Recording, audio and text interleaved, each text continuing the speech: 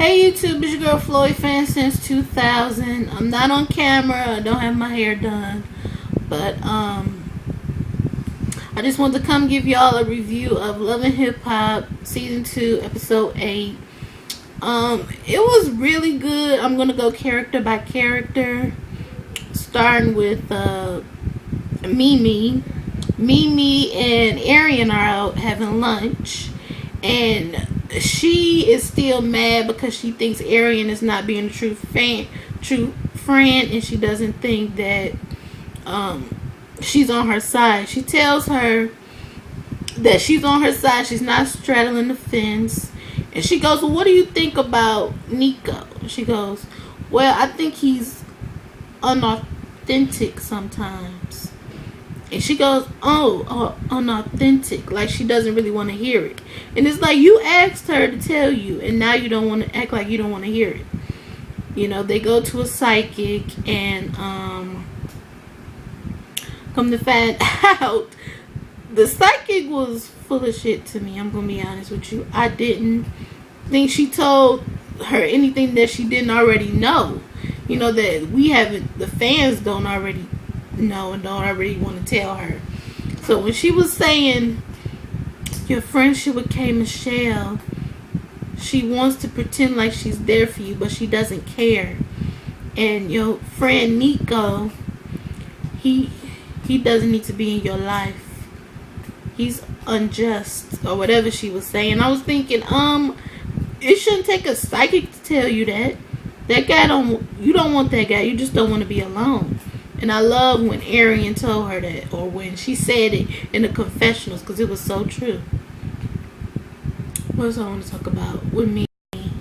Yeah, she sits down with Nico to discuss her handmade t-shirts, and he tells her some BS, talking just like Stevie J. She really needs to get a new type of guy to deal with instead of these Stevie J lookalikes.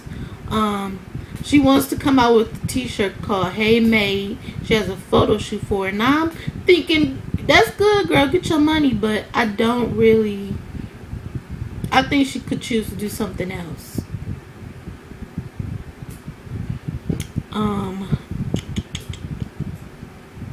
I'm not even gonna go in on Carly Red, but I will say this: last episode, I love how Rashida told her off. I love how she was just like, you know what, you don't need to be, I don't want to do a diss record about K. Michelle. I don't care enough about her. But look how many records she done did. She was like, that's the problem. I don't care. She could release 20 diss records about me. I'm not going to release one about her. And she was just like, well, I hope you don't want to work with me because you don't think I'm hot. She was like, oh, I don't think that. She said, but you heard my music. You heard it. She was like, yeah, I heard Louis Gucci Prada. She said, and that was horrible. She was like, and I'm hoping that you really do get your act together and get some better music. And she was in a confessional saying, well, you know, Carly Red tried to act like she the hottest thing out. Tried to act like she had these big concerts when she knows she be performing at the mall. And she also said something like, I don't know if she got talent, I just haven't seen it. She said, I'm not saying she don't have talent, I just haven't seen it. And I was like, yes, Rashida, tell it like it is, because that's so true.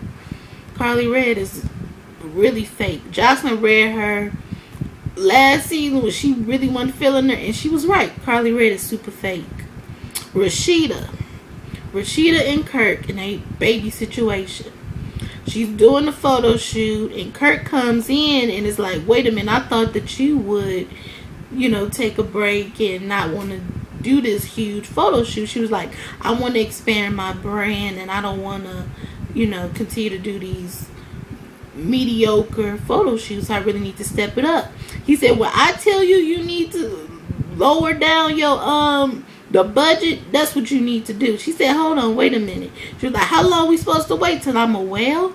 He said, look, that was your problem. That little thing you got in your stomach, it's still time to get rid of that. You can get rid of that. Me and my auntie were watching it, and she was just like, damn, he is an ass. And I'm thinking the same thing. I'm thinking, Rashida, How dare he talk to you like this? I even tweeted, I'm like, he is a faggot. I usually don't use that word, but that's the best word to describe Kirk. He's a faggot. He's a coward.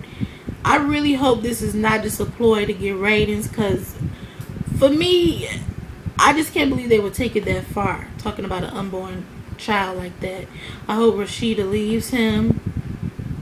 On to Jocelyn. Jocelyn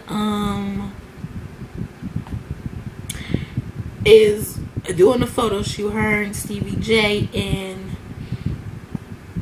I'm not gonna lie, she did look pretty hot, you know, doing a photo shoot. And he was actually trying to get her to apologize or to sit down again with Shay Mack, and she was like, well, you know what, I can't apologize because what I did was wrong. I can apologize when I did something wrong.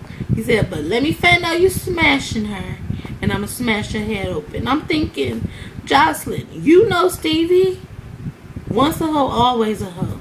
He cheated on Mimi with you, and now he's gonna cheat on you with Shay Mack. You can't get mad at that. You know, you could dish it, but you can't take it back, Jocelyn. You could be the type of chick that's like, yeah, I took your man. Yep, I did that, and what? But if somebody did that to you, you'd be mad. You'd be ready to kill her. So they meet up, and Jocelyn apologizes, and she's like, fine. She's like, if you don't want us to work together because you think I'ma be sleeping with him, that's fine. I'm not sleeping with him. We just friends. He did buy me a TV when my house got broken into, and he was like, hold up. You bought her a t-shirt? A TV? You bought her a TV? And I'm thinking, Shay Mack, why would you say that? Why would you go and say that? And I'm thinking, well, maybe she just wanted everything to be out on the table. She didn't want no secrets to be like, oh, he bought her a TV, and you know, Jocelyn didn't know. So maybe she just wanted to. And Stevie J just admitted, like, yeah, I did buy her a TV. She was just like, oh. And in her confessional, she was like, well, why in the hell would you be buying her a TV when you could buy your kids something? I'm thinking, true. But you weren't saying that when he was buying you first. When he was buying you first, you did not say, well, what about your kids? She got a point, but she kind of like, you really just hating because he buying her stuff and doing for her and not really doing for you. So she just gets up and walks out. They meet later on again, and well, actually she meets with her friend, and she tells her friend that she is through with Stevie J, how he's probably creeping around, how she's gonna be a star without him.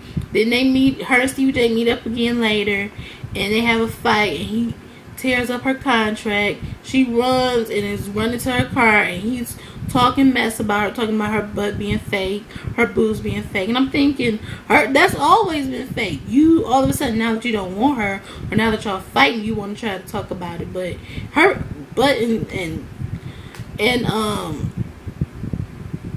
chest has always been fake.